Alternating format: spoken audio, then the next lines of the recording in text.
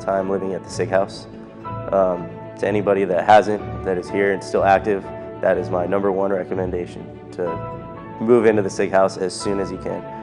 Overall, it was really gratifying serving as Magister because you're able to really leave your own personal impact on the future leadership of the house. We went on a road trip. I think I was Queester at the time, and we had been able to save up enough money to rent a motorhome and drive up north visiting a bunch of chapters. And we did it with, I don't know if it was 10 men or what have you. That was just a huge fun. It was kind of crazy.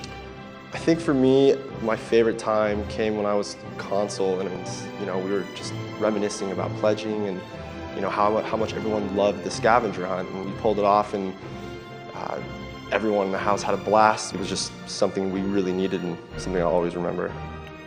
Probably socially, my favorite time was Derby Days, probably 97. An all-out takeover of the full campus, raised a whole lot of money, and the exposure not only to the community, but also to the other fraternities and sororities just really took our house to kind of the next level.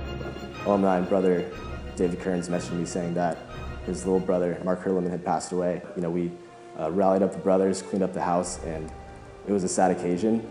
It was really a celebration of his life. We didn't know how many brothers were going to show up. We didn't know how many white roses to get. But after every brother had lined up and dropped off the rose, there was the exact number of roses for each brother there. And it was just one of the most beautiful things I've ever seen.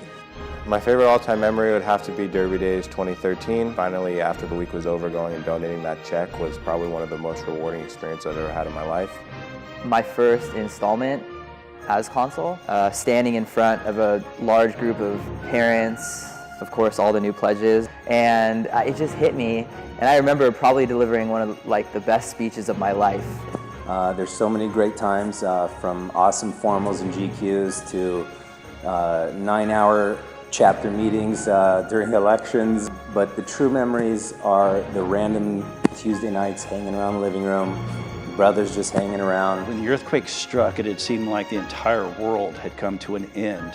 And I could hear Mike DeVere call out to me from the south side of the chapter house. We convened just outside of Glenn's door, and both very much in panic mode. What about Glenn? Knocking on his door, no answer. Knocking on his door, no answer. All of a sudden, this huge aftershock hit. In that moment, I said, Mike, Glenn's dead. Let's get out of here. Fate would have it, Glenn was plenty fine. He had snuck out to his girlfriend's house.